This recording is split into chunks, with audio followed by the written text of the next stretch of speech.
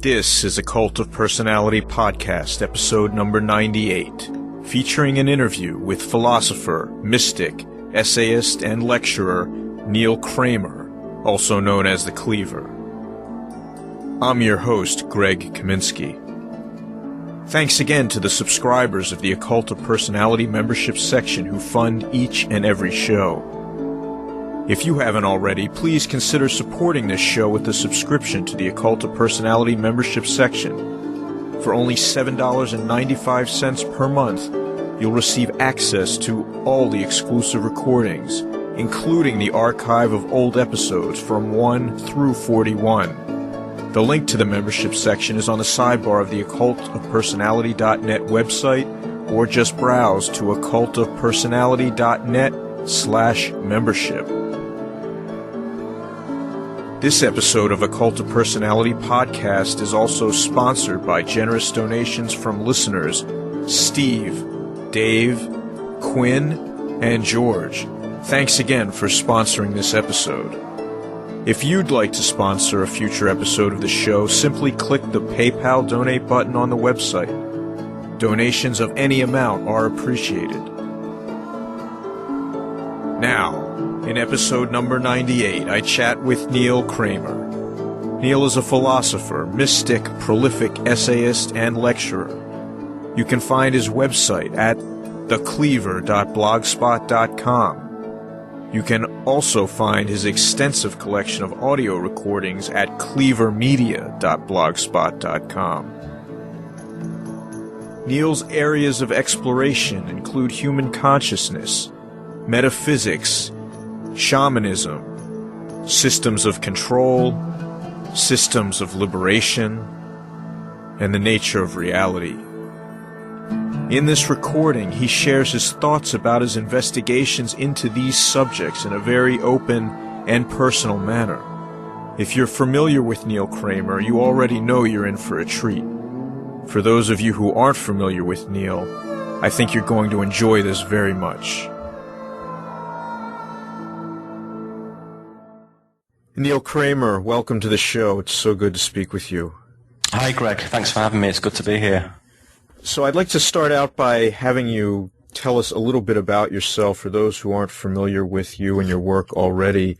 Okay, well, I would say that I am basically somebody who focuses on metaphysics, consciousness, shamanism, mysticism, the occult, systems of control, systems of liberation, and empowerment, essentially. My chosen medium is typically the written and the spoken word. And in recent times, I've been sharing my essays and interviews and so on my website, The Cleaver. And that's been up for probably 4 or 5 years now, something like that.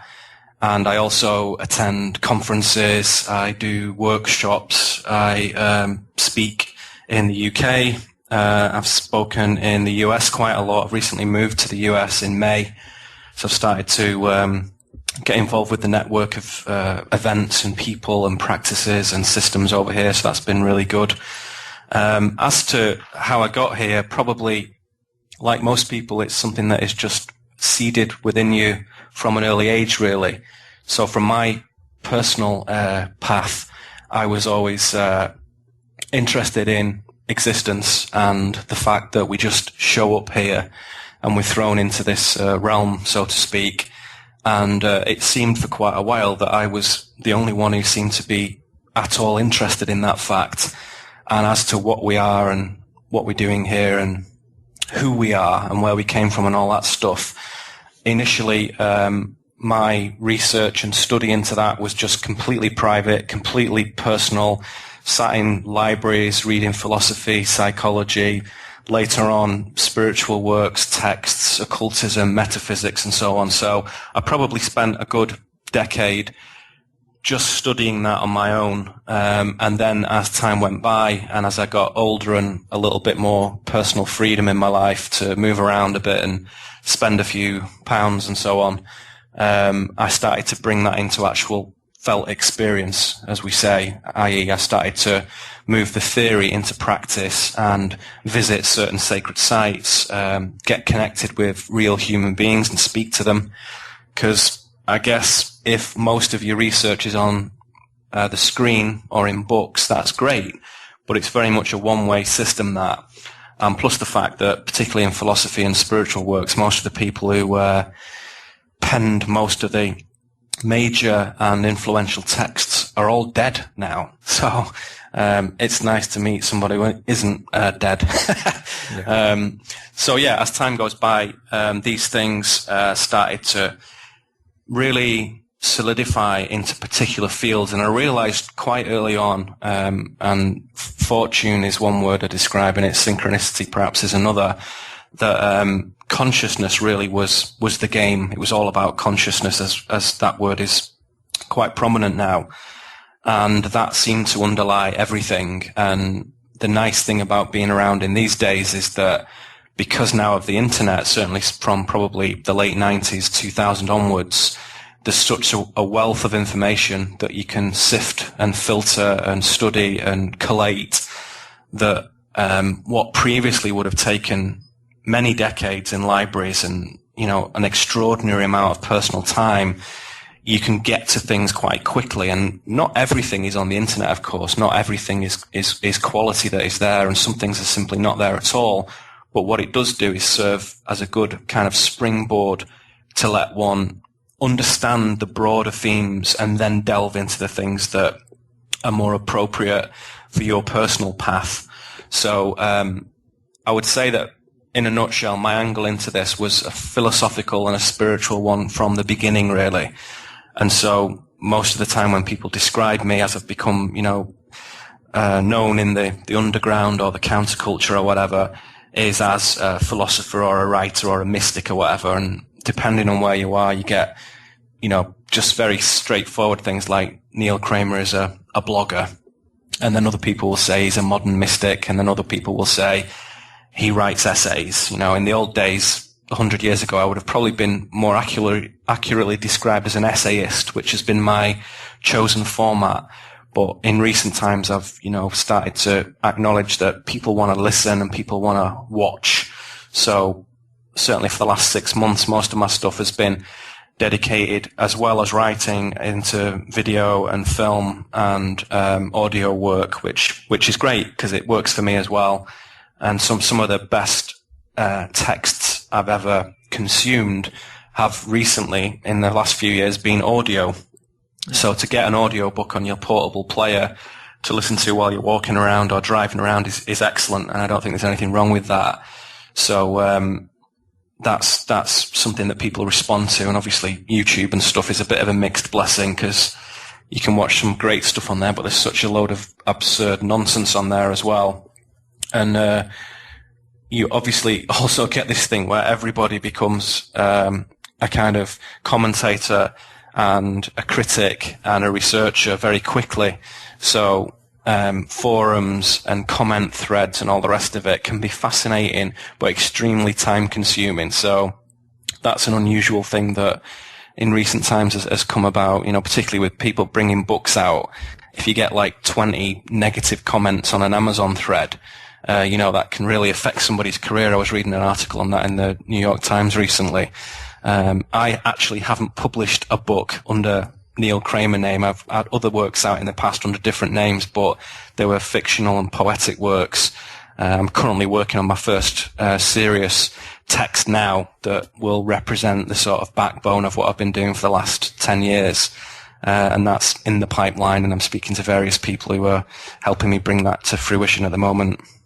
Yeah, I think it's really remarkable. I know your work is quite popular on the internet, and I enjoy reading your essays and listening to you speak. And I find it remarkable because, as you said, you're basically self-taught.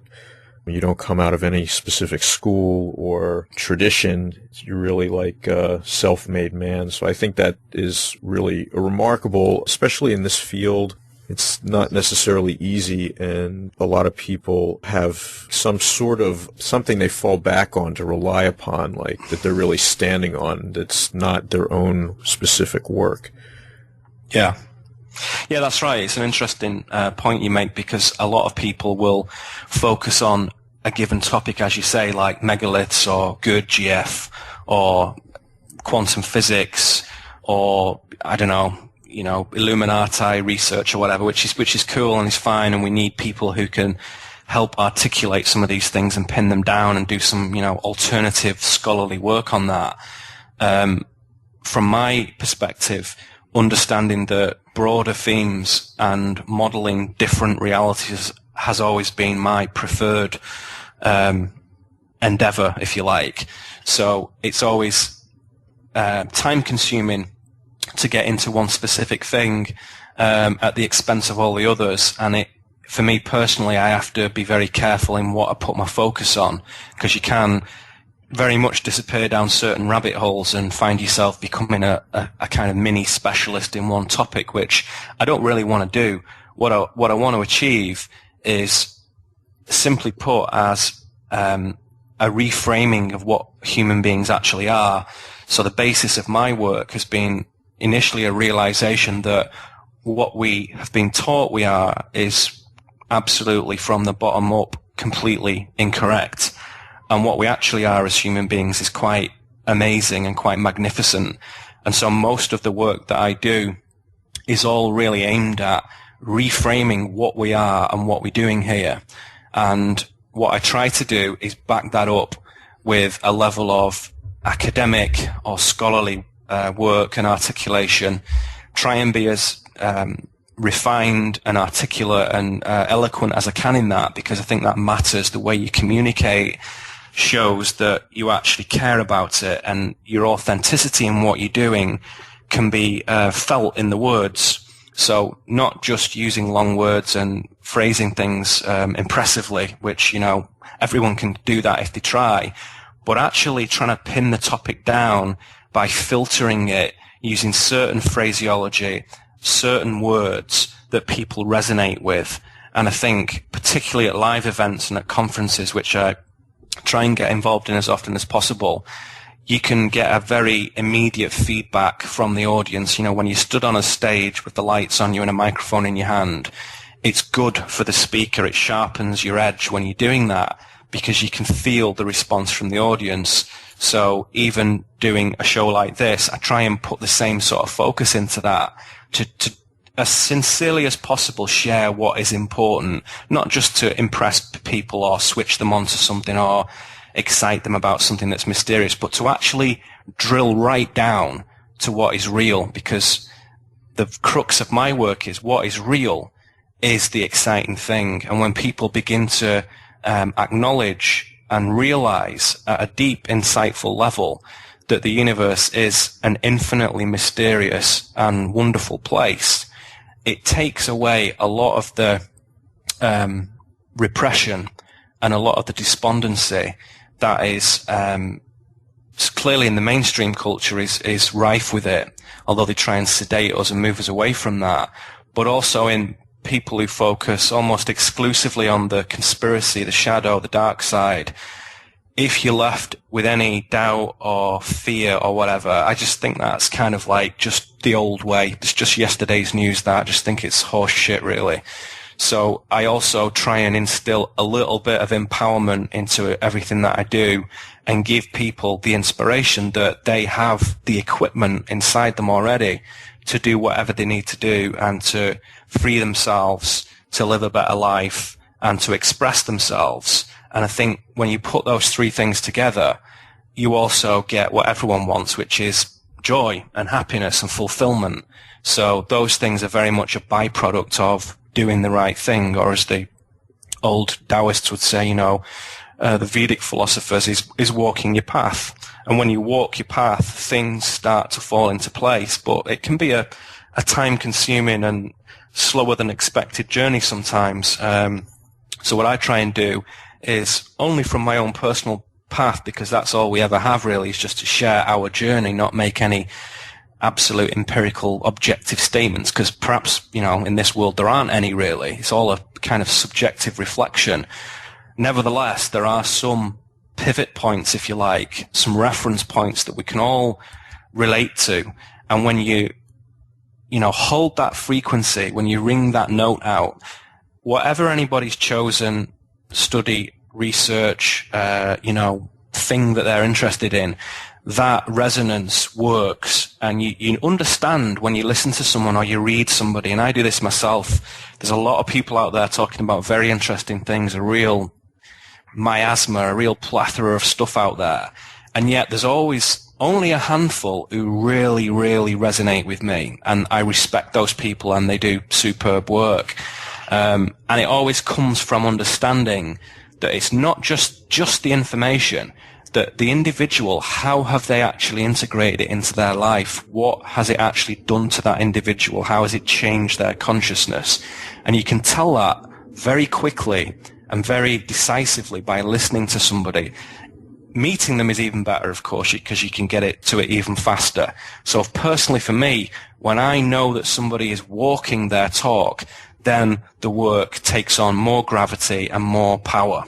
And so as far as possible, I try and do that with what I do. So I'm never talking about something that I don't have a certain level of experience of. And it's not all abstract theory. Most of what I do, I have attempted and endeavored as far as possible and with as much humility as possible to do it in my own life. And people respond to that. And I get tons of brilliant communications from people who, all different ages and genders and backgrounds and localities and what have you. And that's what people like, the fact that if somebody's out there who is giving you some interesting information, who is educating and informing and entertaining to some extent, because, you've got to keep people engaged a little bit. However, what they really are interested in is the fact that a certain individual makes them feel that they can do it too. It's not about special people. It's about our resonance. And whoever can hold that resonance becomes important because it inspires everyone else to know that they can do it as well. So the more that people do that, and the less kind of cultishness we get, and the less kind of schisms we get in this alternative field, the better. So it is an individual movement of consciousness. And it's through that, paradoxically, that we see the unity in this field, in this emerging sort of new field of real human consciousness that is totally liberated from the systems of control and is outside of the construct of the mainstream culture. More and more people are definitely getting switched on to this. I know it's quite fashionable to say there's an awakening happening, but there simply is. It's just that it isn't being televised or broadcast in the usual sense. It's out there in the ether, if you like. And certainly yourself, you'll be aware of that as you speak to people. But even just on the street and on the highways and in the country and in the cities and stuff, you can feel it and see it in people's eyes now and again. And certainly when I cast my mind back 20 years, it was not there in those times. But when I look around now, just in everyday scenes, you can feel that resonance. As you become more attuned to it yourself, you can feel it in other people. The only difference is between those who express it and those who don't is confidence, really. So the confidence to actually act on your philosophies and your spirituality is what is starting to change. More and more people are saying, I can't do normal anymore, so I am going to take the risk. Balls to the wall time, and let's go for it. And that is an incredibly brave and courageous thing to do, and has to be supported by everyone in the field, really, because it's what it's all about. And you raised many great points there, and actually I'd like to change the direction we were going to go in. Sure. And sort of get to the heart of the matter that you mentioned, and maybe we could talk a little bit about what we are not, because I guess that's probably easier to start with that, and then what we really are. So in terms of human beings, what are we not? What are the great lies and falsehoods that have been perpetrated upon humanity in terms of our own self-conception?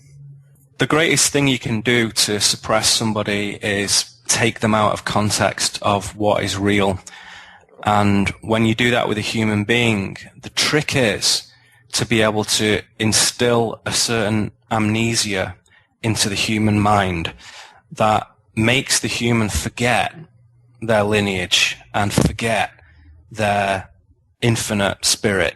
And for those people who, I always try and say this, for those who don't like spirit or divinity or whatever, just swap it with something else, with any sort of metaphysical language that works to you. The words are not important. It's the meaning behind them. The pointer is always individual to the person.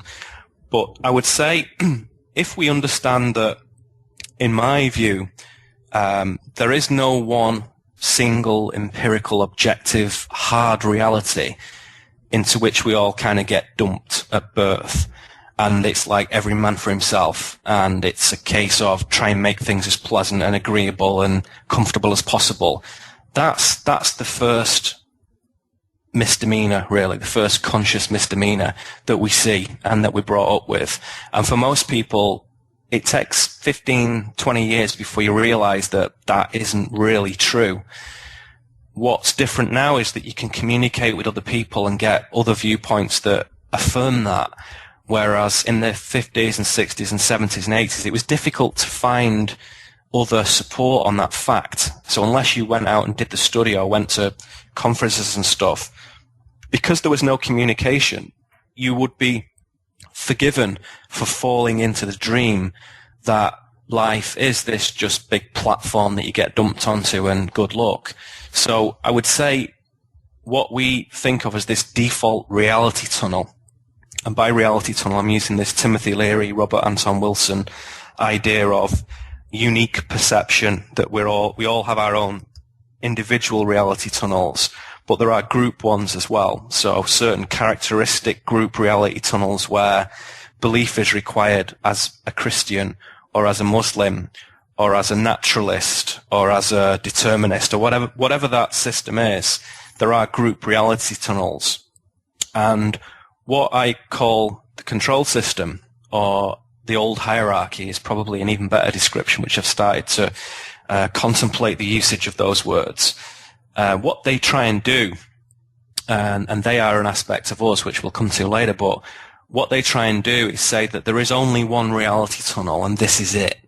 And it is a conscious emanation. It is a thought form that derives from what we could say is sentient design. So without going to where that ultimately derives from just yet, we can say that it's a kind of a signal that's broadcast. It's very faint, yet very definite. And over time, that signal gains amplitude because it's constantly repeated and augmented through billions of conscious nodes, that is, human beings. And that is what gives this reality its sort of irrefutable sense of hardness, of solidity, is the fact that it's being broadcast not from an aerial or a tower on a hill somewhere like in a science fiction movie, but it's actually being broadcast by human beings, billions of them. Now the reality is, and particularly in Vedic philosophy and Hindu spiritual traditions that are parallel to that, and of course, as we always hear these days, in quantum physics, undoubtedly so, which again we can come to later, but we do not all appear to share the same platform, the same solid platform. And so this dream that we show up in is actually a construct. It is a physical, a literal construct that you can bump into and bruise your elbow on it if you bang too hard on it, or bloody your nose if you really go for it. But it's also more fundamentally a metaphysical construct. It's an idea, it's a notion, it's a sound.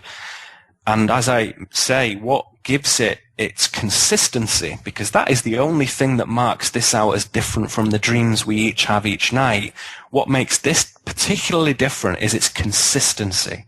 Every day you wake up and you walk into your living room or into your bathroom, it looks the same as the day before. When you look in the mirror, you look the same as you did the day before. And over time, you get a little bit older. And over time, your sofa gets a bit rubbish and it gets a bit tatty and you get a new one. But generally speaking, the trees are there, the street is there, everything is there. And it's the consistency of it. And that consistency is held in place by consciousness.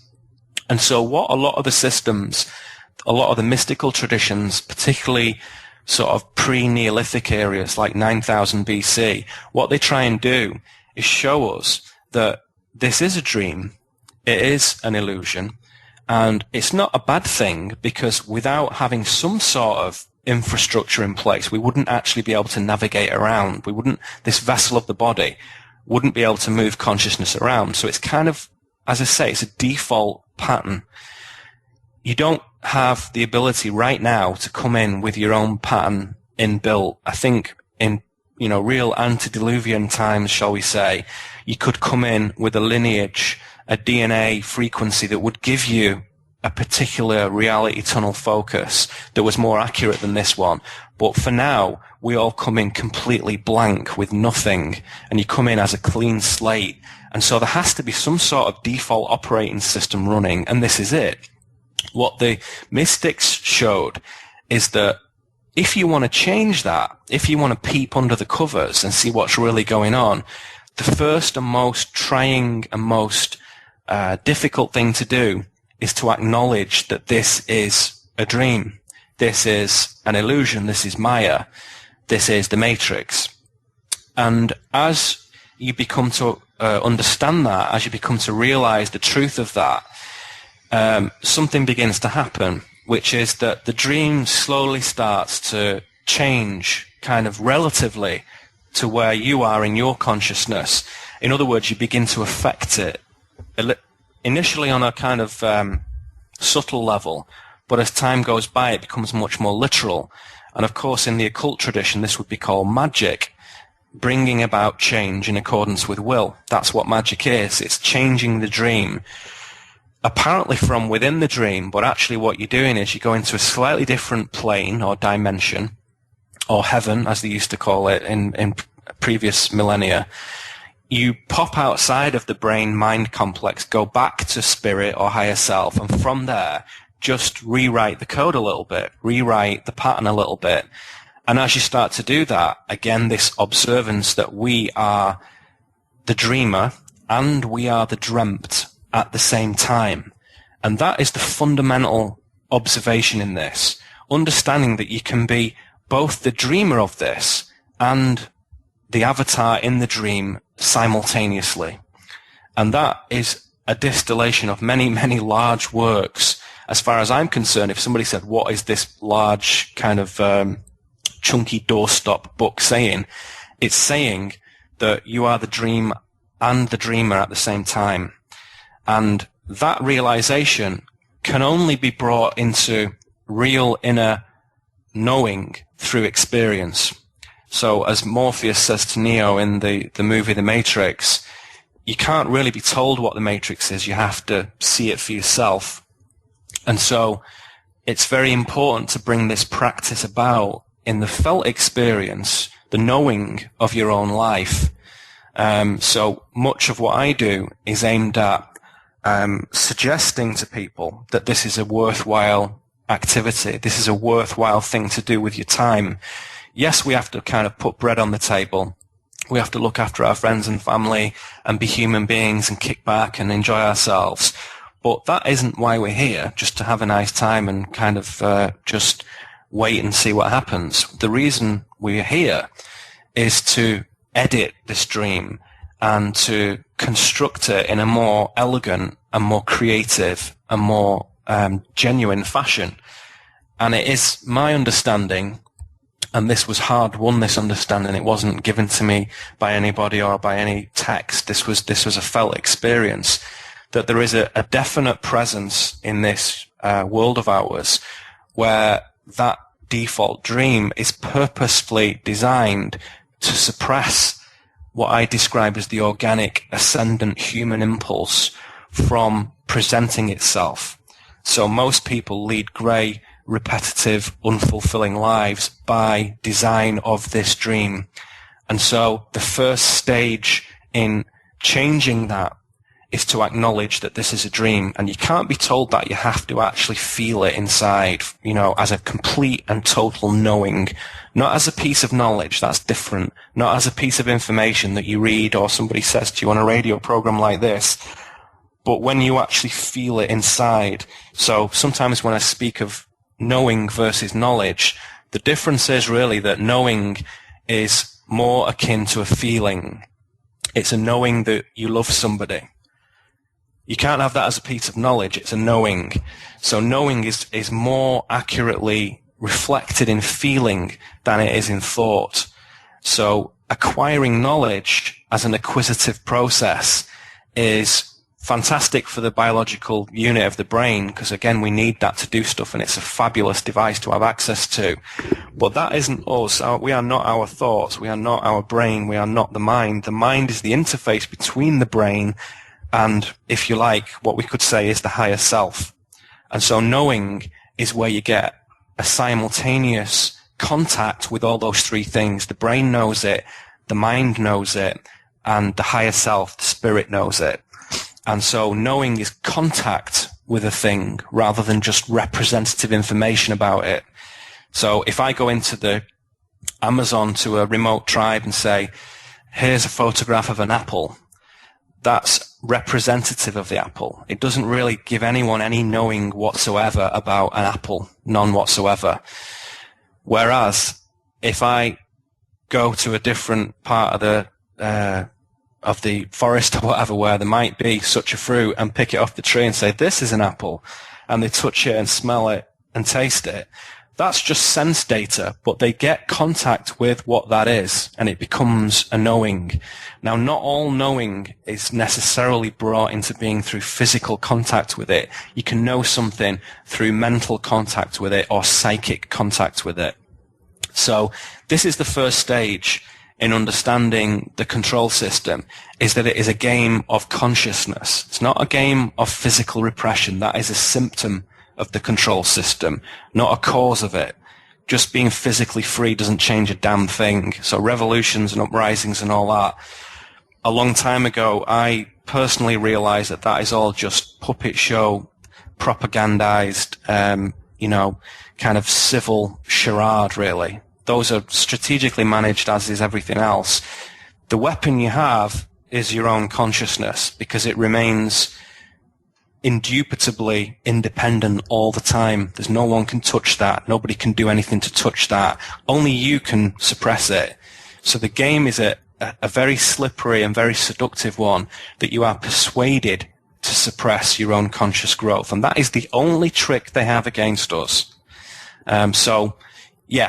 Understanding the control system begins with understanding that A, it is a game of consciousness, and B, what you're looking at is a default reality tunnel, a construct, a suggestion, an operating system that is delivered to you.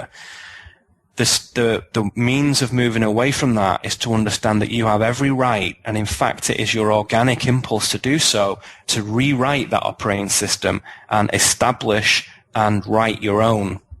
And of course, we have to start with what we're given, but the faster and deeper we penetrate it, the more confidence and momentum we get in rewriting what is around us, until you actually begin to reshape it, literally. And again, in historical times, our sort of wisdom ancestry shows that certain individuals were able to do that extremely quickly and could change physical atomic structure of things because they understood this principle to a very, very deep level. And there's nothing fantastical about that anymore. Much of the new physics is showing that consciousness is intimately bound to the state of a given object, or of a given configuration of energy. And in fact, what holds it in place to some degree is consciousness. And when you take consciousness out of the equation, it changes the thing. And when you add consciousness back in, again, it changes the thing. So yes, it's fashionable to say the new physics echoes the old mysticism, but it really does. It really does. And particularly in Irving Laszlo's book, Science in the Akashic Field, you can get an excellent breakdown of that will talk about, Schrödinger and Heisenberg and David Bohm and Niels Bohr and all the rest of them, and give you a really nice distillation. If you don't want to read 50 physics books, which is a bit of a thing to chew on, there's nothing wrong with letting someone else do the work in distilling that and then reading their conclusions. It's their conclusions, not yours, so you have to balance it and use your discernment and judgment and so on. But you do get the sense as you go through this that the most kind of maverick and pioneering and fearless scientists, particularly Bohm and Heisenberg and Schrödinger, were very much had the guts, if you like, to acknowledge that what they saw was outside of their scientific paradigm, and they were, compelled by themselves to some extent to deconstruct their own paradigm, to glimpse a real view of the underlying architecture.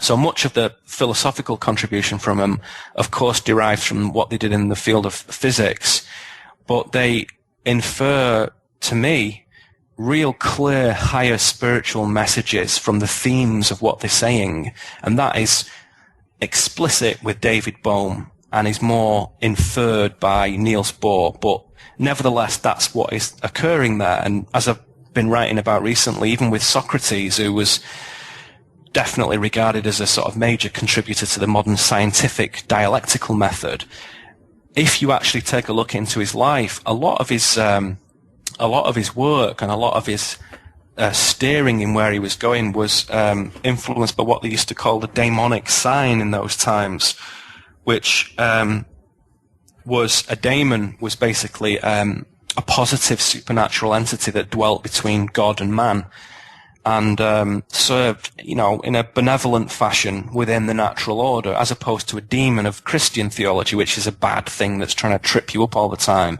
And Socrates himself considered this daemon to guide him, and it was an inner voice that would dissuade him from taking certain paths and encourage him to take others, and he called it a gift. And he said without that gift, there would be no poetry, no art, and in fact no philosophy itself.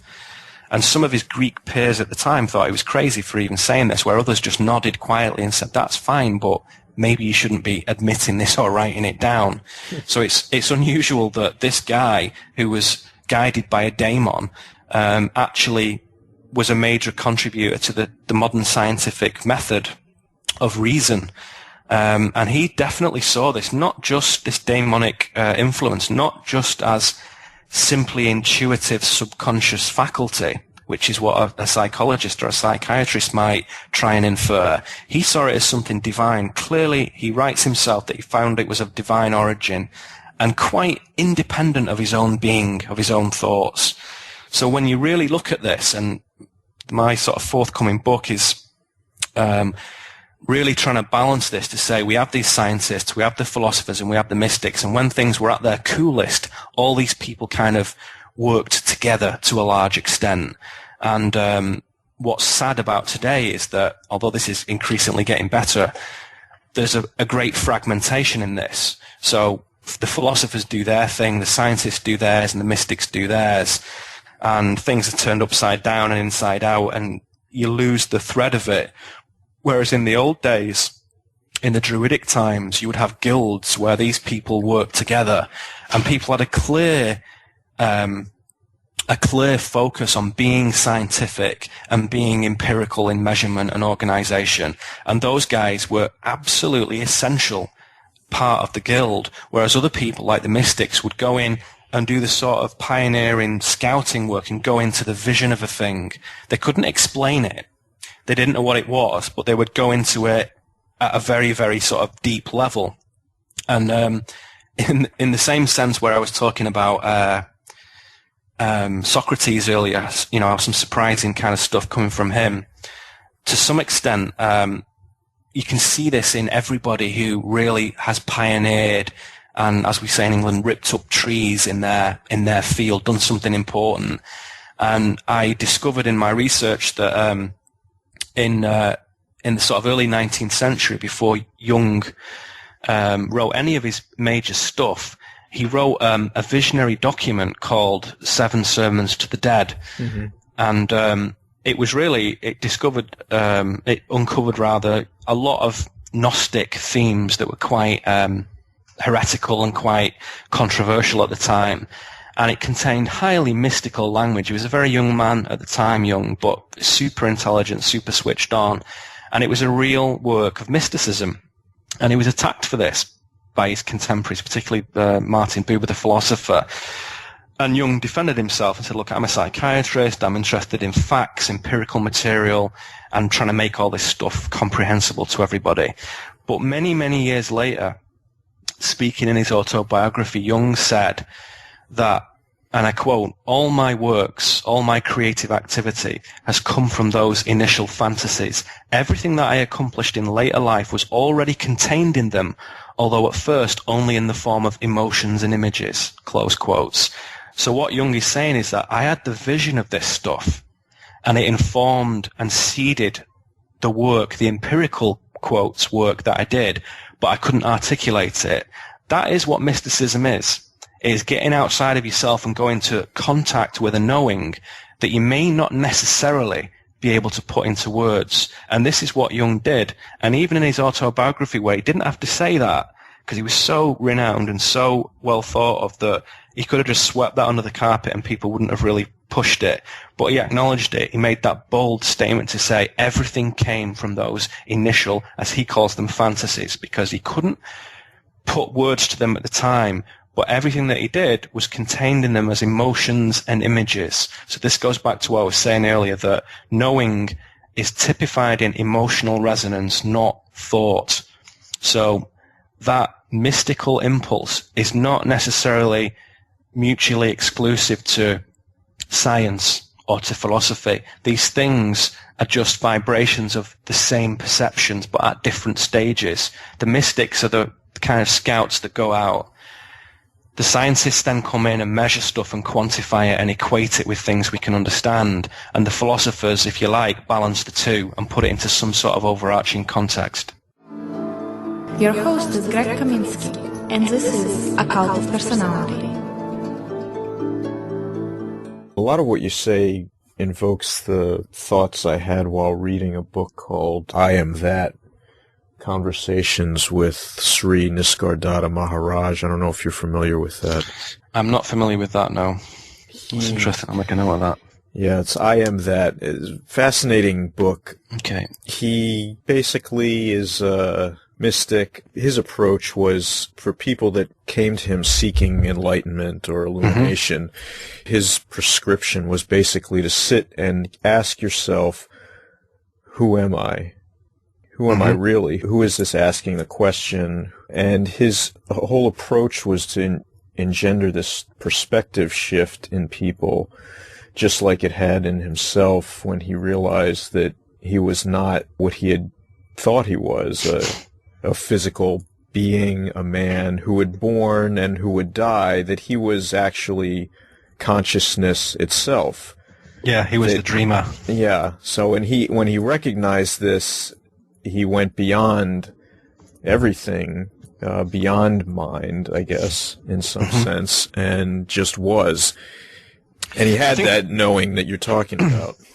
I think that's the difference, just as you say there, the Taoist impulse, if you like, is to say we can detach from the dreamt, the dream, by understanding that we are the dreamer, and when we do that, everything takes on a certain vivaciousness and a certain clarity that makes it very beautiful and takes the pressure off basically trying to do anything.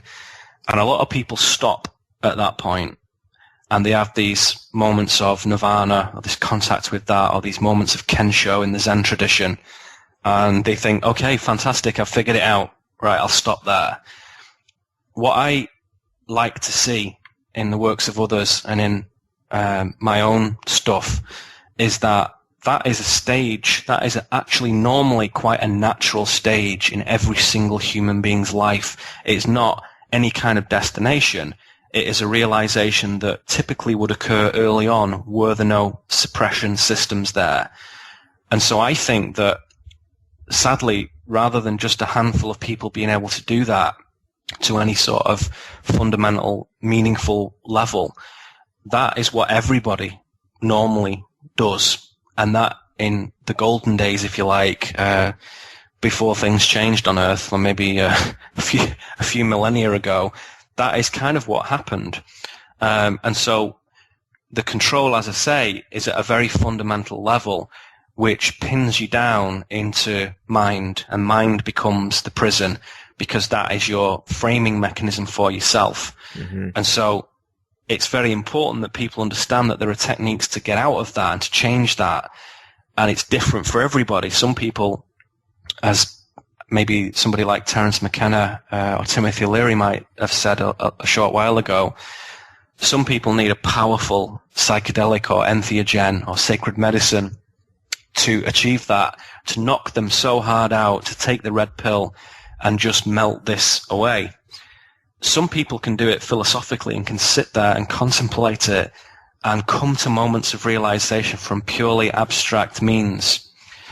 Other people need to go out onto the mountainside and sit there for like a month in the cold and rain and, just a little shack with a few provisions in it and really put themselves into a physical environment where the whole being is challenged from the core, really, in an old style shamanic vision quest. Bury themselves in the ground, all these kind of extreme sports kinds of realization methods.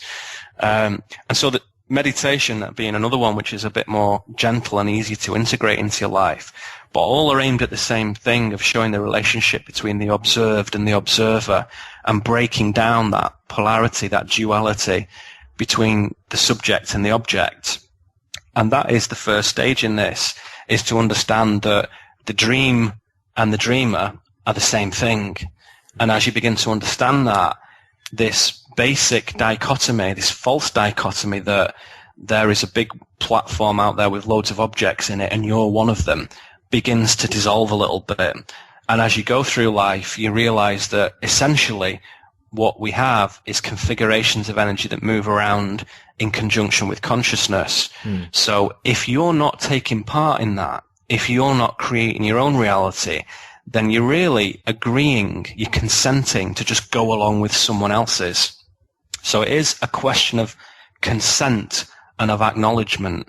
And I must say that as I've kind of gone further into this, the ignorance of that is no longer any excuse of not being aware of it. So that sounds rather sort of paradoxical. It's a bit like driving into New York City on the wrong side of the road, which I've done once or twice, being an English person. And if you get stopped, the fact that I'm on the wrong side of the road and I didn't know it is no excuse for me being prosecuted by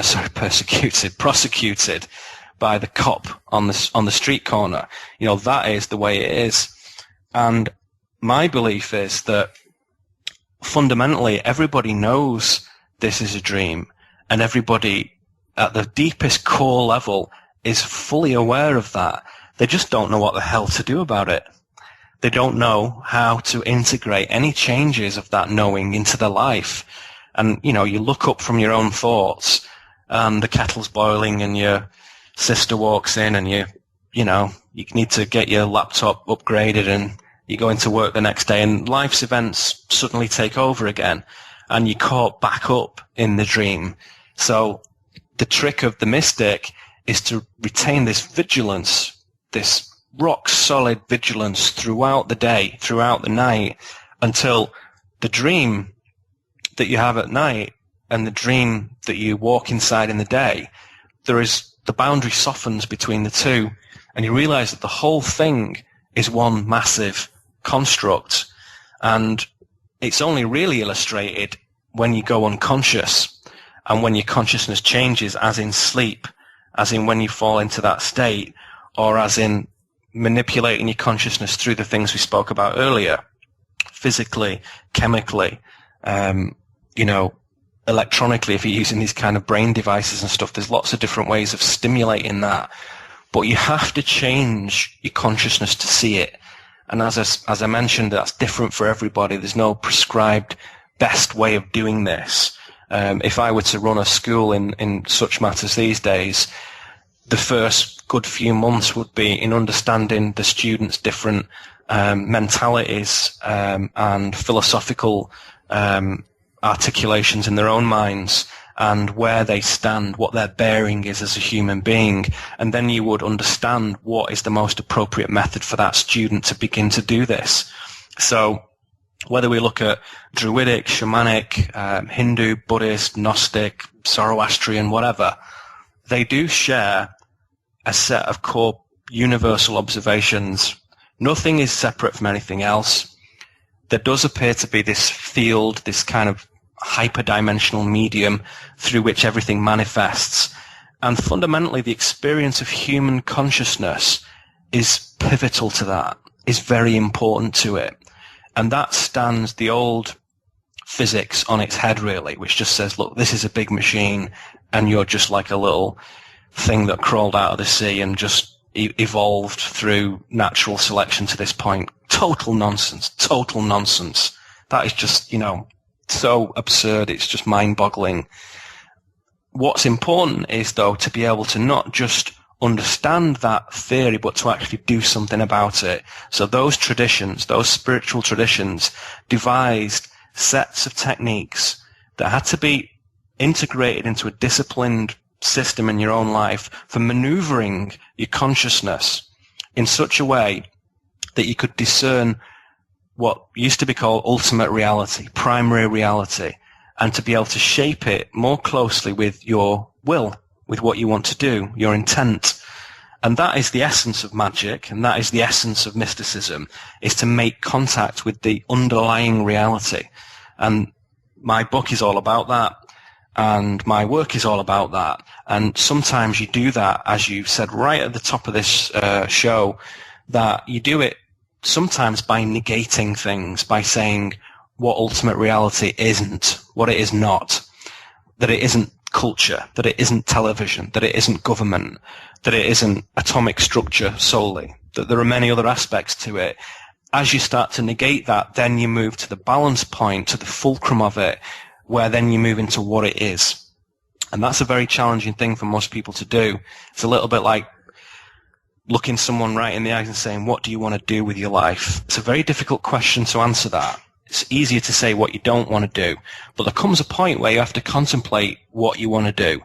And equally, there comes a contemplation moment in your own consciousness where it is appropriate for you to think, what is existence?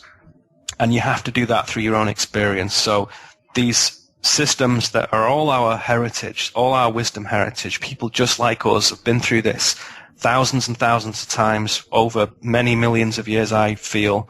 And they told us how it's done. They told us what it is. They told us how it's done. And through history, if it has not aligned with the dominant empire of the time, their thoughts and their accounts and their historical records are called myth or folklore or fable. And so we associate those things with fantasy, with what is untrue now. And that has to be overturned. And I think particularly, of course, people who listen to this show will have a good understanding of that a lot of myth is not untrue. It's not fantasy. They're not stories for children. It's actually something that had real physical manifestation.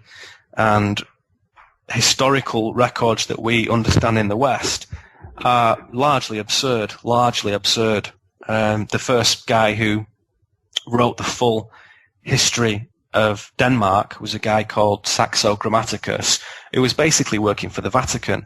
And the Vatican said to him, look, we don't want any of that Norse mythology bullshit in Danish history, so I want you to completely discredit them. So Grammaticus said anything to do with Odin and Thor and all those guys, they were basically just black magicians who were conning you. They were tricksters, and they were heathens, and they were not of the Lord.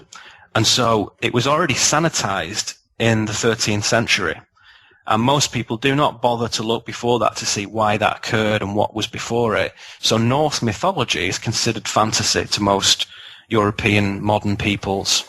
And in fact, there is much more to it than that. And a lot of our real true history lies in that mythology, in that folklore. Yeah, that's an interesting point you bring up. And I know for me personally, my own perspective on this, I find it fascinating. To me, the mythology I'm familiar with is typically what I would describe as keys to unlocking a human consciousness and behavior. And I find it fascinating the way that other cultures' mythology, it's in the eye of the beholder, I guess is what I'm trying to say. Like we might call it mythology, they may call it religion. And I think that's a really important point when you think about Judeo-Christianity in particular. Absolutely, yeah. Because during that Christianization process in Europe, the Romans called Christian mythology, Christian history rather, myth. And the Christians called Roman history myth. So what you didn't like, instead of calling it history, you called it myth. And that was going on 2,000 years ago. But I think it's important today to reckon, and I know obviously people like Joseph Campbell in particular bring this point to the surface really well, that myth is really what we want. We don't want necessarily literal religious history. If we treat it that way, the minute some archaeologist comes along and says, well, wait a second, this doesn't match up with what's written down, and everything goes to shit. But if it's a myth, then you can interpret the meaning a little bit more, find out what it means to you personally, how it affects you as an individual, not just what's the story. That's right. Well, it's a very simple thing to understand the importance of myth and history as two things to enable us to plot what actually occurs. To keep historical knowledge and illuminating wisdom in the hands of the few, whatever reigning empire is there in the day, and let's take Rome as an example, they knew that all they had to do was keep the population ignorant, basically unable to read and write, illiterate. And also, in those days, as also now to some extent, unable to gather, even to discuss matters of spiritual or metaphysical nature. Only the elites, really, had access to education that was bringing any sense of basic literacy or numeracy or historical awareness. Mm-hmm. For everybody else who couldn't read and write, and this was everybody in England basically up until a few hundred years ago, for everybody else, all they had to do, all they had access to preserve their historical record was spoken or musical word. So we get folklore and folk music. And for this reason, we have to be very careful not to dismiss these things, folklore and folk music, as just, silly fictions. Whereas in natural language, if you say such and such, well, this is what actually happened, say, oh, that's just folklore. Well, that's just a myth. The very modern use of those words shows us how that's been rewritten out of the modern language now, which is bizarre. So it's the most stunning control mechanism really is the ability to keep people ignorant. And it's fashionable to be ignorant. It's fashionable to say, who cares? What's that got to do with my paycheck? Or what's that got to do with me getting my 500-inch flat screen TV? What's it got to do with anything? So the empire knows this, and it just quietly maintains this ignorance throughout the centuries. And, the idea that it's these secret societies and stuff is shocking to most people and absurd and ridiculous to others. But when you just do a little bit of research and look into it, as I said earlier, you see these public pantomimes are really just socially engineered things to give the appearance of change, but at a higher level, nothing is changing. And what the empire is doing is just changing its robes, it's changing its language, changing its religion to accommodate the next evolutionary stage of its domination. The real control and that stratification of knowledge and that esoteric history of humankind is exclusively retained by the empire.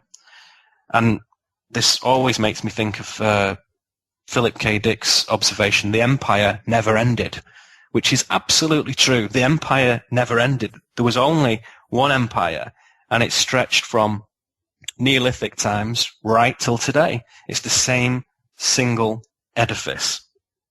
Neil, you have a lot of projects going on. Tell us a little bit about how people can get more of your material. The easiest way is to go to my website, The Cleaver, which is thecleaver.blogspot.com, which contains all my essays of the last 4 or 5 years, basically. It also contains links to 2 projects. One is the Audio Cleaver, which if you prefer to listen rather than read tons of text, that's cool. So there is an audio book read by me of all the key essays that I've written from 2006 to 2009, covering many of the topics we've talked about in this show, and you can get that as a digital download. There is also live audio recordings from a tour I did with my friend and colleague KMO that we did in Canada and the States in 2010, just right at the start of this year, which contains Lots of interesting topics about transition, about consciousness, about social change, about esoteric material, about conspiratorial material. All that kind of stuff is there. That, again, is available from that website. NeilKramer.com is up there at the moment, but it's just got a holding page on there. So if you can't remember any of this stuff, just put my name in .com and it'll link you to it. I'm currently, as anyone who's following my work knows, involved in getting this book out at the moment. So that's consuming pretty much all my time. But along my travels, I'm basically taking my little sort of HD video recorder and grabbing loads of material and slowly editing that down into various DVDs covering some of the things that I focus on. So there's going to be a lot of new material available in the new year, which I think should be interesting to anyone who's captivated, vaguely interested, new, old to this material. I hope there'll be something there for them to take a look at. So the cleaver.blogspot.com and there's cleavermedia.blogspot.com. But you can get everything from that first site. It's all linked on there. Videos, audio interviews, essays to read, and lots of other juicy stuff also. Yeah, definitely check it out. Great material. You won't be disappointed. Very engaging, and I applaud you as well for really capitalizing and taking advantage of the whole new technology, the internet, audio files, making things available for people in various formats is really, really cool. Yeah, thank you. Yeah, well, it's sort of incumbent on us to use this technology while we've still got it around. So if you want to read or listen or watch, there's various different ways to do that. So yeah, check it out. Thanks again, Neil. Brilliant. Thanks. See you later.